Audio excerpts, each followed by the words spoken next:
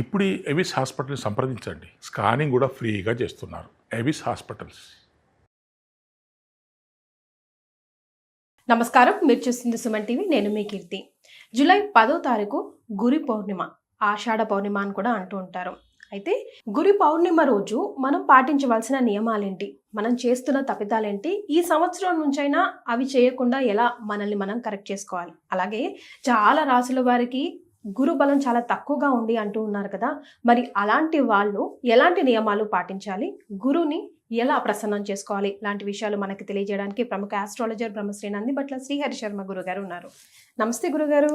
వాగర్థావివ సంపృక్తౌ వాగర్థ ప్రతిపత్తయే జగతః పితరౌ వందే పార్వతీ పరమేశ్వరౌ ఆదిత్యాయ చ సోమాయ మంగళాయ బుధాయ చ గురుశుక్రశనిభ్యశ్చ రాహవే కేతవే నమః.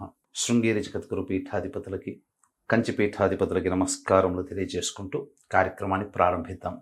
గురుగారు, ముందుగా మీకు గురు పూర్ణిమ శుభాకాంక్షలండి. మీకు వీక్షించేటువంటి ప్రేక్షకుల్లో పిల్లలకి గురు పౌర్ణమి సందర్భంగా ఆశీస్సులు, పెద్దవాళ్ళకి నమస్సుమాంజలు.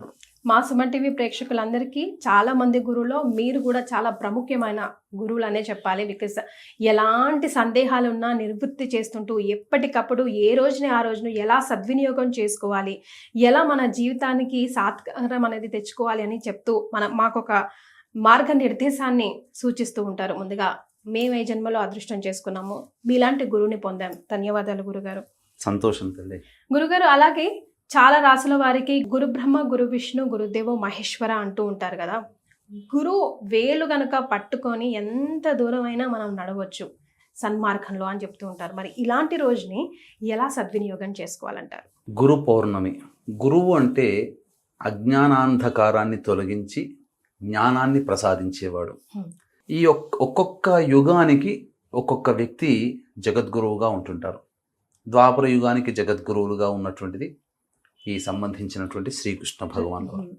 కలియుగానికి ఆదిశంకరాచార్యుల వారిని, వ్యాస భగవాన్ల వారిని కలియుగ గురువులుగా చెప్తుంటారు. అంటే ఈ కలియుగం ఉన్నంత వరకు వారు గురువులుగా భాసిల్లుతారు.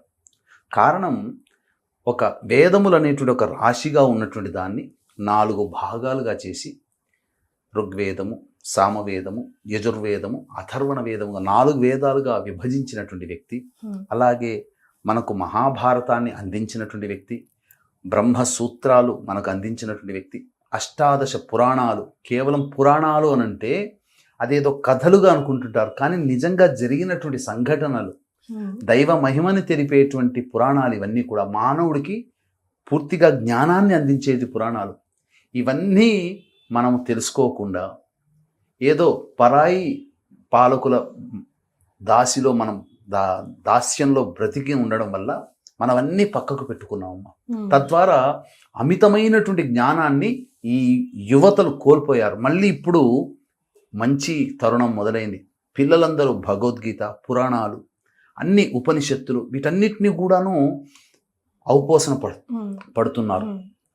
అంటే మనకు గురువు యొక్క విశిష్టత తెలుసుకోవాలంటే నవగ్రహాల్లో జ్యోతిష శాస్త్రం ప్రకారం చూసుకుంటే second son of the planet అని అంటారు. అంటే అన్ని గ్రహాలు సూర్యుడి నుంచి వచ్చే శక్తిని గ్రహిస్తాయి, కానీ గురువు మాత్రం గ్రహించిన సూర్యశక్తి నుంచి మళ్ళీ 10 రెట్ల శక్తిని విడుదల చేస్తుంది. అందుకనే second son of the planet అని చెప్పేది. అంటే ఈ విశ్వంలో second son of the universe అని కూడా అని అంటుంటారు. కాబట్టి గురువు యొక్క అనుగ్రహం కలిగింది అని అంటే మొత్తము ఈ కలియుగంలో మనిషికి ఏది కావాలో అన్నీ కూడా ఆ గురువు దగ్గర పెట్టుకున్నాడు. ముఖ్యంగా ధనము, చక్కటి సంతానం, కీర్తి ప్రతిష్టలు, పనులలో అనుకూలత, ఇవన్నీ కూడా గురువు దగ్గర పెట్టుకున్నాడు. అందుకనే ఒక్క గురుగ్రహాన్ని ఉపాసిస్తే ఇవన్నీ వచ్చేసేస్తాయి. ధనము, కీర్తి ప్రతిష్టలు, పనులలో అనుకూలత, చక్కటి సంతానం, ఇవన్నీ కూడా. కాబట్టి ఈ గురుగ్రహాన్ని మనం ఈ గురు పౌర్ణమి రోజున చక్కగా ఈ ఉన్నటువంటి గురువు ఇప్పుడు మిథున రాశిలో సంచారం చేస్తున్నాడు. కావున మీనరాశి వారికి, అలాగే మేషరాశి వారికి, అంటే కుంభరాశికి, అలాగే ధనుస్సు రాశికి, కన్యా రాశికి, తులారాశికి తప్ప వృషభ రాశికి, ఈ 5 రాశులకి తప్ప మిగతా అన్ని రాశుల వారికి కూడాను గురుబలం తక్కువగా ఉంది ఇప్పుడు. ఓకే, మరి ఏం చేయాలంటారు గురుగారు? కాబట్టి ఈ నవగ్రహాల్లో గురువు అనేటువంటిది అనుకూలంగా ఉంటే తొందరగా వివాహం అవుతుంది, గుర్తుపెట్టుకోండి. అందుకనే లగ్గబలం అని అంటుంటారు ఇక్కడ తెలంగాణ ప్రాంతంలో. లగ్గబలం అంటే ఏంటంటే గురుబలం ఉంటేనే వివాహం అవుతుంది. ఆంధ్రాలో గురుబలం అని అంటారు, అది తేడా అంతే తప్ప ఈ గురువు వివాహాన్ని చేస్తాడు. కాబట్టి వివాహ సమస్యలతో ఇబ్బంది పడుతున్నటువంటి వాడు విద్యని అందిస్తాడు. ముఖ్యంగా గురువు కూడా విద్యా సంబంధమైనటువంటి విషయాల్లో ఇబ్బందులు పడుతున్నటువంటి వాళ్ళు, పనులలో అనుకూలత, అనుకున్న పనులన్నీ కూడా ఆగి ఇబ్బందులు పడుతున్నటువంటి వాళ్ళు, ఏ పని చేసినా ఎంత పని చేసినా ఆ పనికి తగ్గ ప్రతిఫలము, కీర్తి అనగా పేరు ప్రఖ్యాతులు పొందలేనటువంటి వాళ్ళు, ధనపరమైనటువంటి సమస్యలు ఉన్నటువంటి వాళ్ళు, ఈ గురు పౌర్ణమ ఈ సంవత్సరం జూలై 10వ తేదీన జరుగుతుంది. కాబట్టి ఆ 10వ తారీఖు రోజున చక్కగా నవగ్రహాల దేవాలయాల చుట్టూ శివాయ నమః అనేటువంటి వాళ్ళు, అంటే మీనం, మేషం, కర్కాటకం, సింహం, వృశ్చికం, ధనుస్సు ఈ రాశుల్లో జన్మించినటువంటి వారు శివాయ నారాయణాయ నమః అంటూ, వృషభం, మిథునం, కన్యా, తుల, మకరం, కుంభం ఈ రాశుల్లో జన్మించిన వారు శివాయ నమః అంటూ 27 ప్రదక్షిణలు చేసి ఆ గురుగ్రహానికి ముందు రోజే నానబెట్టినటువంటి 108 కొమ్ము శనగలు, హైబ్రిడ్ కాదు, చిన్నవి జాతి శనగలు, ఆ శనగల్ని ఒక మాలగా గుచ్చి, నానబెట్టుంటాం కాబట్టి 108 మాలగా గుచ్చి ఆ గురుగ్రహానికి అభిషేకము జరిపించి, వివాహం కావలసిన వాళ్ళైతే చెరుకు రసంతో, ఆ ఉద్యోగం కోసం ప్రయత్నం చేసేవాళ్ళు చెరుకు రసంతో, వివాహం కావాల్సినటువంటి వాళ్ళు చక్కెర అనగా మిశ్రీ ఉంటుంది కదమ్మా, ఆ మిశ్రీని పొడిగా చేసి ఆ నీటిని వేసి చేయడం. అలాగే విద్యా సంబంధమైనటువంటి కోరుకునే వాళ్ళు ఆవు నేతితో, అలాగే ధనపరమైనటువంటి సమస్యలతో ఉన్నటువంటి వాళ్ళు పంచామృతాలతో, ఇలా సంతానాన్ని కోరుకునేటువంటి వాళ్ళు మామిడి పండ్ల రసముతో అభిషేకం చేయాలి. అభిషేకం చేసి చక్కగా మళ్ళీ శుభ్రంగా కడిగి అప్పుడు ఆ 108 శనగల దండ స్వామికి వేసి పసుపు రంగు పుష్పాలతో అర్చన చేయాలి. అర్చన చేసి అప్పుడు ఈ బూందీ లడ్డు అని అంటారు, శనగపిండితో చేసినటువంటిది, ఆ బూందీ లడ్డు నైవేద్యంగా పెట్టాలి. ఒక 5 లడ్డూలు నైవేద్యంగా పెట్టాలి, లేదా 3 లడ్డూలు పెట్టాలి. ఇది చేసి ఆ రోజంతా ఉపవాసం ఉండి సాయంకాలం పౌర్ణమి చంద్రుని దర్శనం చేసుకొని భోజనం చేసుకుంటే తత్ఫలితముగా శీఘ్రంగా కలుగుతుంది. గురుగారు, నైవేద్యం పెట్టిన ఆ లడ్డులు మనం మళ్ళీ ప్రసాదంగా తీసుకోవచ్చు. శనగలకి గురువుకి ఉన్న సంబంధం ఏంటి గురుగారు? గురుగ్రహ ధాన్యం శనగలే కదమ్మా, శనగపిండి శనగలే ధాన్యము.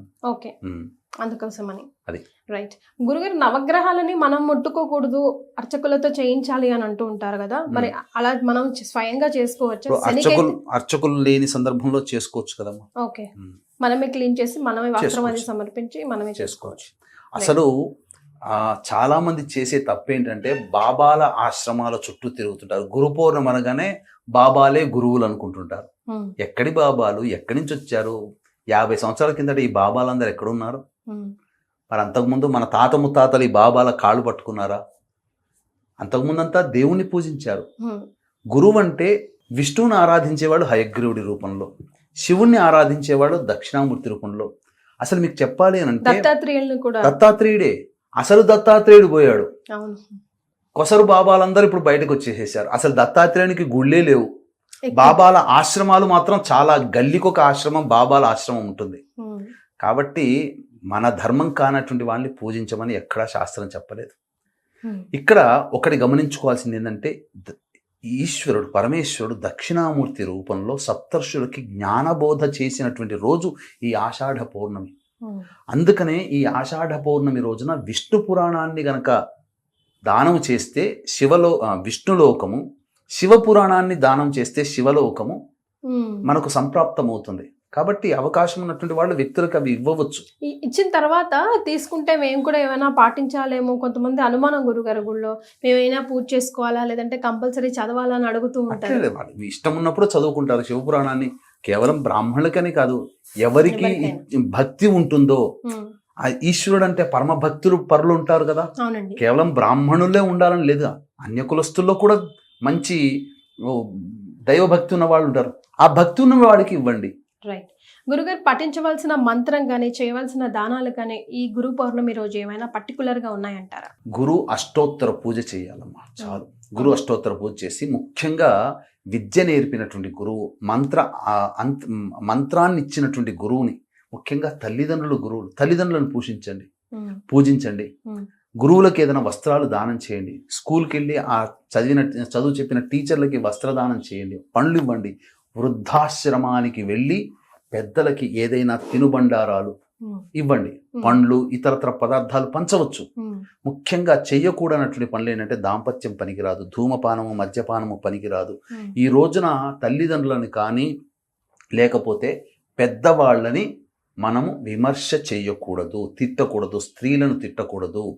గురువు అన్నప్పుడు పెద్దవాళ్లలో ఉంటాడు, అధికారులలో, జ్ఞానములో, హోదాలో పెద్దవాళ్ళైనటువంటి వాళ్ళని నమస్కారం చేసుకోవడంలో తప్పులేదు. ఇంతటి మహత్యము కలిగినటువంటి గురు పౌర్ణమి రోజున మనకు తొలి ఏకాదశి సందర్భంగా శయన ఏకాదశి అని అంటారు కదా, అలాగే ఈ ఆషాఢ పౌర్ణమికి సందర్భంగా శయన పూర్ణిమ అని అంటారు. అంటే శయన ఏకాదశి రోజున విష్ణువు నిద్రించే సమయం అయితే శివుడు 4 నెలల పాటు నిద్రిస్తాడు. కార్తీక పౌర్ణమికి మళ్ళీ మేల్కొంటాడు. ఇది మనకు శివపురాణాంతర్గతంగా ఉంది.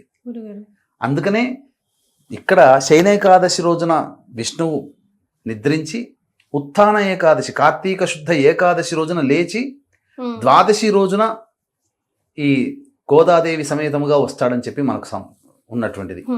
అలాగే ఈశ్వరుడు ఆషాఢ పౌర్ణమి రోజున శయనించి, అంటే మనం చూస్తే చిన్న పిల్లవాడు ఈశ్వరుడు పులి చర్మం మీద పడుకొని తన యొక్క త్రిశూలాన్ని, ఢమరుకాన్ని పక్కకు పెట్టి నిద్రపోతున్నట్టుగా ఉంటుంది కదా, అదే స్థితి.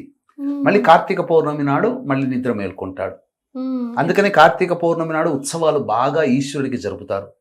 అంతేకాకుండా శయనేకాదశి రోజున విష్ణుని ఆరాధించే వైష్ణవులు సన్యాసం స్వీకరించిన వాళ్ళు చాతుర్మాస్య దీక్ష తీసుకుంటే, ఈశ్వరుణ్ణి ఆరాధించే సన్యాసులు, మఠాధిపతులు, పీఠాధిపతులు ఆషాఢ పౌర్ణమి నుంచి చాతుర్మాస్య వ్రతాన్ని ఆచరిస్తారు.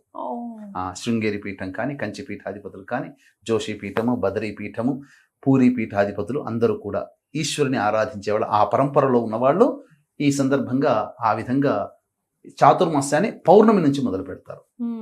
ఇది లెక్క. అందుకనే ఇంతటి పౌర్ణమికి అంతటి విశిష్టత ఉంది. కాబట్టి ఈ పౌర్ణమి రోజున మన పీఠమాధ్వర్యంలో జాతకరీత్యా ఉన్నటువంటి అన్ని రకాల దోషాల నివారణకి సర్వదోష నివారణ పూజలు, హోమాలు అనేటివి అతి సామాన్యుడు కూడా పాల్గొనే విధంగా చేయించడం జరుగుతుంది. అవకాశం ఉన్న వాళ్ళు కార్యక్రమ తదంతరం కాంటాక్ట్ చేసి మీ గోత్రనామాదులు నమోదు చేసుకోవచ్చు. చాలా సంతోషం గురుగారు, ధన్యవాదాలు. సర్వం శ్రీ ఉమామహేశ్వర పరబ్రహ్మార్పణమస్తు.